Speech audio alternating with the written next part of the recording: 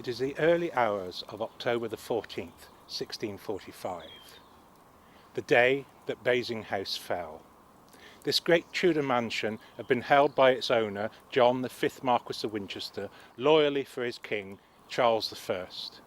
Winchester and his small garrison, over the previous years, had beaten off many a parliamentary attack, but now the real challenge was about to happen. In the darkened fields around about Basing lay an army of nearly 6,000 men, under the command of the redoubtable Lieutenant General Oliver Cromwell.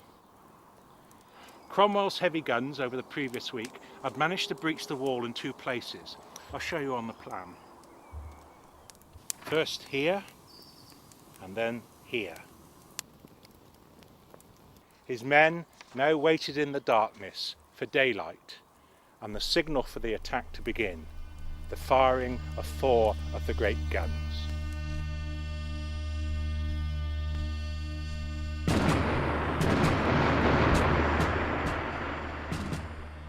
I'm standing now in the lower yard of the new house. It's here that the red-coated soldiers of Cromwell's brigade poured in under the command of Colonel Pickering. They found very little opposition. The Royalists had fallen back to the raised inner section of the new house over here. The attacking troops swarmed across this courtyard towards the inner core of the new house. This building stood some 3 stories high, the defenders packing the windows and firing down onto the attackers. Scaling ladders were called up, placed against the walls, and in they went. Fierce hand-to-hand fighting broke out in the many rooms and corridors of the new house. Gradually the Royalists were driven back deep into the core of the building. Suddenly there was an enormous explosion. 3 barrels of gunpowder exploded. The Royalists explained later that it was an accident, but the parliamentary troops believed it was a dirty trick, a booby trap, and they were going to give no quarter. About the same time, over here on the northeast corner, another breach had been made. Thousands more troops were pouring in. They surged in and up onto the bailey here to completely surround the new house and to face the old house, where the Royalists were withdrawing to make their last stand.